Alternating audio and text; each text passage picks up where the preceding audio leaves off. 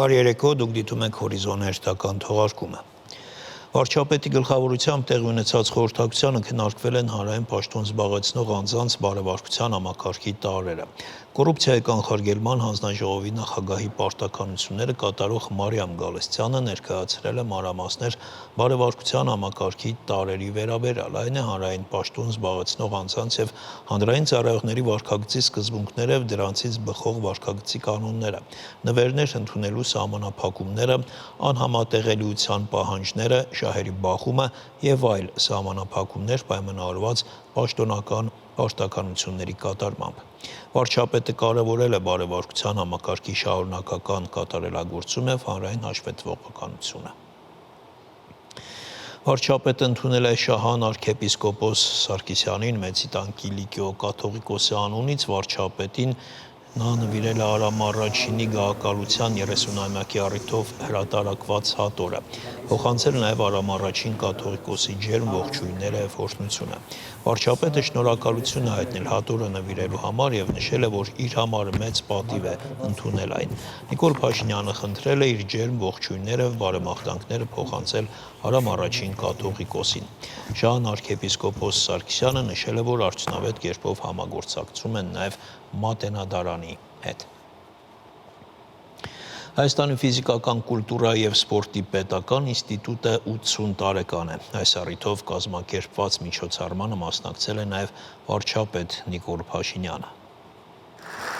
Վարչապետի խոսքով ֆիզիկական կուլտուրայի եւ սպորտի պետական ինստիտուտը մի հաստատություն է, որի վերաբերյալ Հայաստանի Հանրապետությունում շատ էմոցիաներ կան, քանի որ այդ ինստիտուտի գործունեության հետ են կապված Հայաստանի սպորտային այն փառապանծ հաջողությունները, որոնցով բոլորը շարունակաբար հպարտանում են։ Ըստ Նիկոլ Փաշինյանի, շատ կարևոր է նաեւ արձանագրելը, թե ինչ պետք է անել այդ ժառանգության հետ։ Ես ուզում եմ, որ իզի մենք զգուշանանք այդ ժառանգությունը մսխելու վտանգից եւ ռիսկերից, որովհետեւ կարծում եմ այդ ժառանգության նկատմամբ մեր մեծագույն տուրքը կլինի այն, որ մենք, ինչպես նոր կտակարանում է ասվում, ոչ թե մեզ ի պահ հանձնված այդ հաջողությունը մսխենք կամ առնվազն այդ հաջողությանը նոր բան չավելացնենք, այլ այդ հաջողության ավանդույթ օգտագործելով նորանոր փառքի էջեր բացենք մինչև այս պահը մեր ունեցած սպորտային փառապանծ էջերի։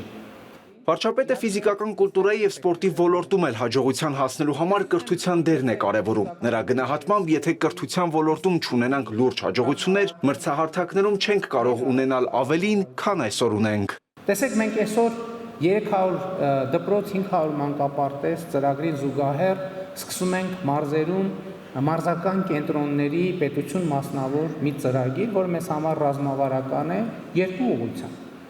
Իհարկե մենք շատ ենք ուզում եւ ռազմավարություն ունենք սպորտի բնագավառում ունենալ շատ մեծ հաջողություններ։ Մինչեւ 2050 թվականը մեր ռազմավարության մեջ ընդգծված է, որ մենք պետք է առնվազն 25 օլիմպիական ոսկի մեդալ ունենանք եւ այլն եւ այդպիսի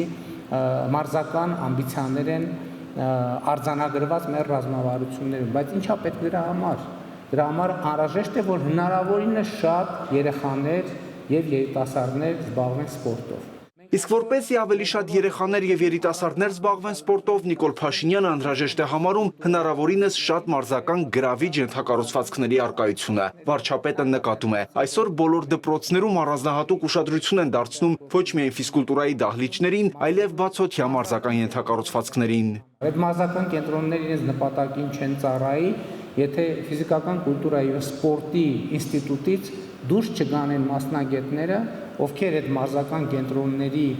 այցելող մեծահասակներին եւ երիտասարդներին եւ պատանիներին պիտի այդ ուսումնական ծառայությունները մատուցեն։ Ըստ այդմ, ըստ Նիկոլ Փաշինյանի, ֆիզիկական կուլտուրայի եւ սպորտի ինստիտուտը ռազմավարական նշանակություն ունի ինչպես սպորտի, այնպես էլ առողջապահության ոլորտում։ Վարչապետը կարծում է, առողջապահության ոլորտում մեծ խնդիրներ կան, այդ թվում այն պատճառով, որ քաղաքացիներին բավարար չափով չի խրախուսվում առողջ ապրելակերպը, սպորտով զբաղվելը, ինչն էլ ըստ նրա իր հերթին կապված է ենթակառուցվածքի բացակայության հետ։ Եկել եմ ձեզ ասելու, որ կառավարությունը այդ ենթակառուցվածքները ստեղծելու է։ Եվ մենք ակնկալում ենք, որ այդ ենթակառուցվածքները ունենան մասնագետներ, որովհետև այդ ենթակառուցվածքները առանց պատշաճ մասնագետների չեն տալու այն արդյունքը, որը մենք բոլորս ակնկալում ենք։ Ամփոփելով իր ելույթը վարչապետը կրկին շնորհավորում է ինստիտուտի 80-ամյա հոբելյանի առիթով, շնորհակալություն հայտնում այս ընթացքում կատարած աշխատանքի ներդրման համար եւ համոզմունք հայտնում, որ այս առաջին 80-ամյակին հաջորդող մյուս 80-ամյակները նախորդներից կլինեն ավելի հարուստ, ավելի փառապանծ, ավելի գեղեցիկ եւ ավելի մեծ հեռանկարներով։ Վահագն Հակոբյան, Հորիզոն։ Վերջին օրերին մի շարք միջազգային եւ տեղական լրատվամիջոցներում, նաեւ սոցիալական ցանցերում տարածվել է կեղծ տեղեկատվություն, թե իբր վարչապետ Փաշինյանը հայտարարել է Սյունիքի մարզի տարածքի մի հատվածը Ադրբեջանին փոխանցելու եւ Թուրքիայի համար հատուկ սահմանային գոտի ստեղծելու մասին։ Այս մասին Facebook-յան իր էջում գրել է վարչապետի մամուլի խոսնակ Նազելի Բաղդասարյանը։ Պաշտոնապես հայտարարում են, որ նշված հրապարակումը ապա տեղեկատվություն է, չունի որևէ փաստական կամ իրավական հիմք եւ հանդիսանում է Հայաստանի Հանրապետության դեմ վարվող հիբրիդային պատերազմի բաղադրիչ, գրել է նա, հորդորելով քաղաքացիներին, լրատվամիջոցներին եւ վերլուծական հարթակներին զերծ մնալ նման ապատեգատվական նյութերի տարածումից, ստուգել տեղեկատվության հավաստիություն եւ առաջնորդվել բացառապես պաշտոնական հաղորդագրություններով։ Եվրամիությունը ողջունում է օգոստոսի 8-ին Վաշինգտոնում ձեռք բերված պայմանավորվածությունները։ Սյունիքում լրագրողների ընձեռությունում ասել է Հայաստանում Եվրոպական միության պատվիրակության ղեկավար դեսպան Վասիլիս Մարագոսը, պատասխանելով հարցին, թե ինչպես է Եվրամիությունը վերաբերվում Թրամփի ուղի նախագծին, դեսպանը ընդգծել է, որ Եվրոպան պատրաստ է ներդրումներ կատարել նաև այս ենթակառուցվածքային նախագծի շրջանակներում։ Պատրաստ ենք օգտագործել մեր բոլոր հնարավոր գործիքներն ու միջոցները ոչ միայն Թրամփի ուղի նախագծի շրջանակում, այլև ամբողջ խաղաղության խաչմերուկ նախաձեռնության համատեքստում։ Եվրոպական միությունը այս նախաձեռնությունը ողջունել է դեռևս 2 տարի առաջ, դրա հայտարարումից ի վեր։ Այդ պահից Եվրամիությունը հետևողականորեն աջակցում է տարածաշրջանում խաղաղության հաստատման գործընթացին։ Մենք հավատում ենք, որ խաղաղությունը մոտ է, ու թեև դեռ բազմաթիվ մանրամասներ պետք է հստակեցվեն, մենք այստեղ ենք որպես Հայաստանի, հայ ժողովրդի եւ կառավարության հուսալի գործընկեր, աջակցելու այս կարևոր գործընթացին։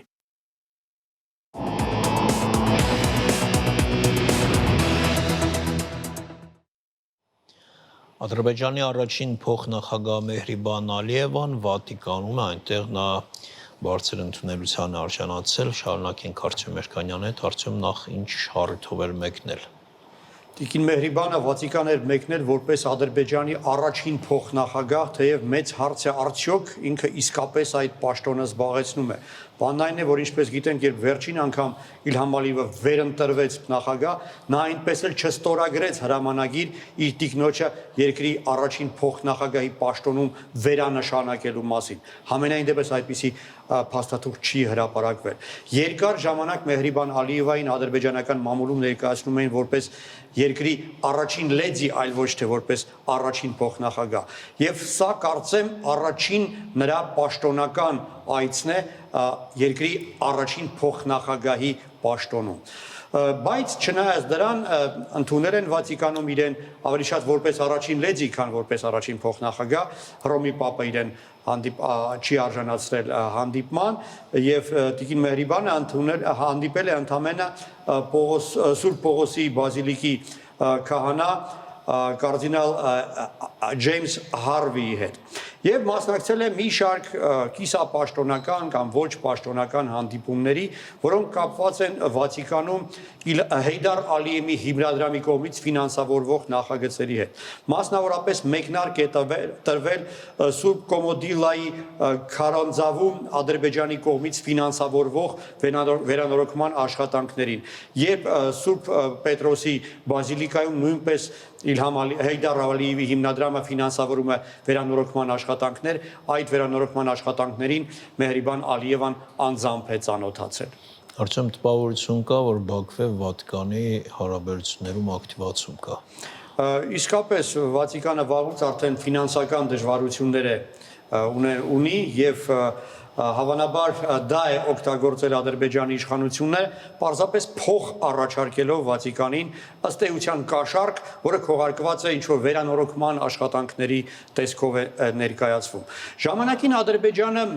մեծագույն աշխատանքներ է իրականացրել է ֆինանսավորել Վատիկանում, ադրբեջանական փողով վերականգնվել է Սուրբ Սևաստիանի եկեղեցին, առաքելական գրադարանը, Սուրբ Մարցինելոյի քարանձավը եւ մի շարք այլ աղոթատեղեր եւ սրբավայրեր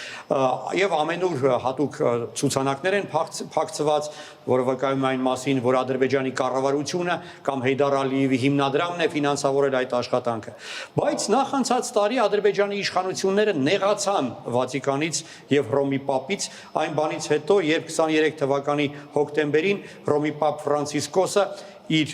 ելույթներից մեկում կոչ արեց Ադրբեջանի իշխանություններին պահպանել հայկական ժառանգությունը Արցախում։ Դրանից հետո դադարեցվեցին ֆինանսական բոլոր ուրեմն հոսքերը եւ որևէ նոր բան երկար ժամանակ չէին նախաձեռնում։ Եվ ադրբեջանական իշխանական մամուլը արշավ էր սկսել Վատիկանի դեմ։ Օրինակ իշխանական հավատարիմ թերթերից մեկը գրում էր, գրեթե բառացիորեն եմ մեջբերում թարգմանելով, Հռոմի կաթոլիկ եկեղեցին, որը թաթախվել է պեդոֆիլական սկանդալների մեջ, պաշտպանում է հայերին եւ կույր է մահմեդականների տառապանքների նկատմամբ։ Բայց անսպասելիորեն հանկարծ որոշեցին, որ ժամանակն է կրկին վերականգնել այդ ֆինանսավորումը եւ Հեյդար Ալիևի հիմնադրամը Վատիկանի հետ ստորագրեց համաձայնագիր, որի համաձայն իր վրա վերցրեց Սուրբ Պողոսի տաճարում վերանորոգման աշխատանքների ֆինանսավորումը։ Թե ինչ գումարի մասին է խոսքը պայմանագրում կամ հրապարակումներում չի հիշատակվում, պարզ է, որ միլիոնավոր եվրոների մասին է խոսքը։ Դրանից իդեպ հետաքրքիր է, որ ադրբեջանական կողմից այդ փաստաթուղթը ստորագրեց ոչ թե Հեյդար Ալիևի հիմնադրամի տնօրենը, այլ Ադրբեջանի նախագահի օգնական, ըստ էության սա պետական ծրագիր է, այլ ոչ թե հասարակական։ Դրանից հետո Վատիկանի պետքարտուղարը այցելեց Բաքու եւ Բաքվում քննարկեցին այդ ներդրումների ավելացման հարցը։ Դրանից հետո Վատիկանը մեծագույն պատվի արժանացրեց Վատիկանում Ադրբեջանի դեսպանին եւ նրան Սուրբ Պիոսի ասպետի շքանշան շնորհեց։ Վերջերս էլ նոր համաձայնագիր ստորագրվեց, հուշագիր ստորագրվեց փոխհմբռնման մասին։ Այսինքն փողը շարունակում է հոսել եւ դա իրականում կարծում եմ շատ սխալված չեմ լինի, եթե ասեմ, որ իսկապես քողարկված կաշառք է։ Եվ եթե այդպես է, ուրեմն ինչ որ ակնկալիքներ ունի Բաքուն։ Դե որոշ բան արդեն արվում է, դրա դրսևորումների ականատեսը եղել ենք, ապրիլի 10-ին Վատիկանում կազմակերպվեց միջազգային կոնֆերանս, որը կոչվում էր Քրիստոնեությունը Ադրբեջանում, պատմությունն ու իրականությունը։ Այդ կոնֆերանսի ժամանակ Ադրբեջանը ներկայացվում էր որպես քրիստոնեական քաղաքակրթության բնօրրան։ Կամ օրինակ դրանից առաջ անցած տարվա հուլիսին L'Observer Romano թերթում, որը Վատիկանի պաշտոնաթերթերից մեկն է, հոդված էր լույս տեսել, մեծ հոդված, որում Ադրբեջանը ներկայացվում էր նույնպես որպես քրիստոնեության բնօրրան եւ այնտեղ պնդում էին, որ հայերը ժամանակին սեփականացրել են աֆղանական ժառանգությունը, ասիմիլացրել են բնիկ ժողովուրդներին եւ որ իրականում հայերը եկվոր են։ Բոլոր հայկական այդ պատմական հուշարձանները Դադիվանքը, Ամարասը, Գանձասարը ներկայացվում էին որպես աղվանական, որոնք հայերը սեփականացրել էին։ Եվ թեև հայոց եւ հայ առաքելական եկեղեցին բողոքել էր, պատասխան էր պահանջել, հերքում էր պահանջել, այդ հերքումը այդպես էլ չհրապարակվեց եւ այդ անցկացված հետաքննության մանրամասները այդպես էլ հայտնի չդարձան։ Ես վստահ եմ, որ այս հրապարակումները, այս միջազգային գիտաժողովներն ու կոնֆերանսները ուղղակի կապ ունեն Ադրբեջանի կողմից այդ ֆինանսավորման հետ։ Շնորհակալություն Արծուն։